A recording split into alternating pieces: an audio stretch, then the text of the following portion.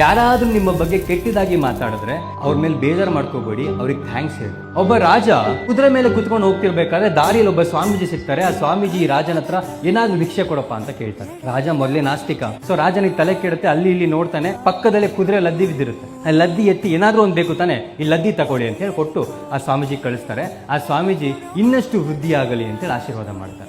ಮಾರನೇ ದಿವಸ ಅರಮನೆಯ ಸುತ್ತ ಬರೀ ಲದ್ದಿಯ ದೊಡ್ಡ ದೊಡ್ಡ ಬೆಟ್ಟಗಳು ತುಂಬಿರುತ್ತೆ. ಬರೀ ಲದ್ದಿ, ಅರಮನೆಯ ಸುತ್ತ ಬರೀ ಲದ್ದಿ. ತಕ್ಷಣ ರಾಜನಿಗೆ ಗೊತ್ತಾಗುತ್ತೆ ನಾನೇನೋ ತಪ್ಪು ಮಾಡಿದ್ದೀನಿ ಅಂತ. ಅವ್ರು ಓಡ್ ಹೋಗಿ ಸ್ವಾಮೀಜಿ ಹತ್ರ ಕೇಳ್ತಾರಂತೆ, ನಾನು ಲದ್ದಿ ಕೊಟ್ಟು ತಪ್ಪು ಮಾಡಿದೆ, ಇದರಿಂದ ನನಗೆ ಪರಿಹಾರವನ್ನು ಕೊಡಿ ಅಂತ. ಆಗ ಸ್ವಾಮೀಜಿ ಹೇಳ್ತಾರಂತೆ, ಇದಕ್ಕೊಂದು ಪರಿಹಾರವನ್ನು ಕೊಡ್ತೀನಿ, ಬಟ್ ಯಾಕೆ ಏನು ಅಂತ ಕೇಳಿದ್ರೆ ಸುಮ್ಮನೆ ನೀನು ಮಾಡಬೇಕು ಅಂತ. ಸರಿ ಅಂತಾನೆ ರಾಜ.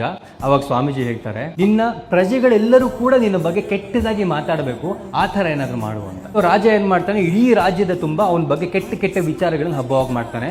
ಅವತ್ತಿನಿಂದ ಪ್ರಜೆಗಳಿಂದ ರಾಜನ ಬಗ್ಗೆ ಬರೀ ಕೆಟ್ಟದಾಗಿ ಮಾತಾಡೋದು, ರಾಜನಿಗೆ ಅಗೌರವ ಕೊಡೋದು ಇದೇ ಆಗುತ್ತೆ. ಸೊ ಒಂದು ಕಡೆ ಪ್ರಜೆಗಳು ಕೆಟ್ಟದಾಗಿ ಮಾತಾಡ್ತಿರ್ಬೇಕಾದ್ರೆ ಇನ್ನೊಂದು ಕಡೆ ರಾಜನ ಅರಮನೆ ಸುತ್ತ ಇದ್ದಂತ ಲದ್ದಿ ಎಲ್ಲ ಕಡಿಮೆ ಆಗ್ತಾ ಬರುತ್ತೆ, ವಾಸನೆ ಎಲ್ಲ ಹೋಗ್ತಾ ಬರುತ್ತೆ.